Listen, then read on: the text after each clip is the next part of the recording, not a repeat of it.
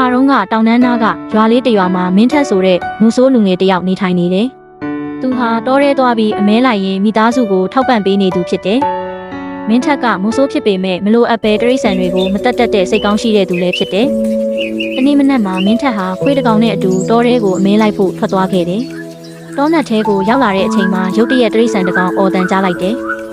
အတန်ထွက်တဲ့ဘက်ကိုသွားကြည့်လိုက်တော့တမင်လေးတစ်ကောင်ကတစ်ပင်ကြားမှာထောင်ထားတဲ့မိုးဆိုးတစ်ယောက်ရဲ့ထောင်ချောက်ထဲမှာဖမ်းမိနေတယ်။မင်းထက်ကခဏလောက်စဉ်းစားလိုက်တယ်ဒီတမင်ကိုယူသွားရင်ဒီနေ့အတွက်အစားအစာရမယ်။ဒါပေမဲ့အခုလိုခက်ခဲနေတဲ့တရိษံကိုတက်လိုက်ရင်မကောင်းဘူးတွေးကနောက်ဆုံးမှာသူကထောင်ချောက်ကိုဖျက်ပြီးတမင်လေးကိုလွတ်ပေးလိုက်တယ်။တမင်လေးကလွတ်သွားပြီးတောထဲကိုပြေးသွားပြီးခဏလောက်မင်းထက်ဘက်ကိုပြန်လှည့်ကြည့်ကထပ်ပြေးသွားတယ်။မင်းထက်ကတော့တရိษံတစ်ကောင်ကိုကူညီလိုက်တာပဲလို့တွေးပြီးအိမ်ပြန်သွားလိုက်တယ်။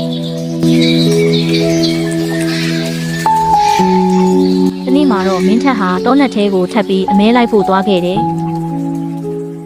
တောထဲမှာအမဲလိုက်ရင်တောဝက်ကြီးတစ်ကောင်ကိုတွေ့လိုက်တယ်။သူတနက်ကိုထုတ်ပြီးပစ်လိုက်တယ်။ဒါပေမဲ့ပြစ်ချက်မမှန်ပဲတောဝက်ကြီးကဒေါသနဲ့သူ့ဘက်ကိုတိုက်လာတယ်။မင်းထက်ဟာအလွန်ကြောက်သွားပြီးအနီးကတစ်ပင်ပေါ်ကိုမြင်တက်လိုက်တယ်။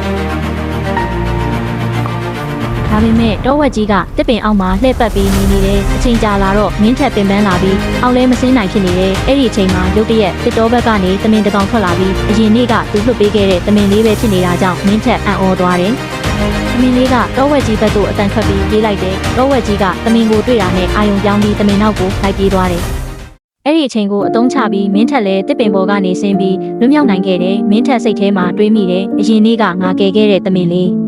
ဒီနေ့ငါအသက်ကိုပြန်ကယ်သွားတာပဲသူအဲ့ဒီနေ့ကစပြီးမလိုအပ်ပဲတရိษံတွေကိုမတက်တော့ဘူးကောင်းမှုတစ်ခုလုပ်လိုက်ရင်ဒီနေ့မှမမျှော်လင့်တဲ့အချိန်မှာပြန်လဲကောင်းကျိုးရလာတတ်တယ်ဆိုတာသင်ခန်းစာရလိုက်တယ်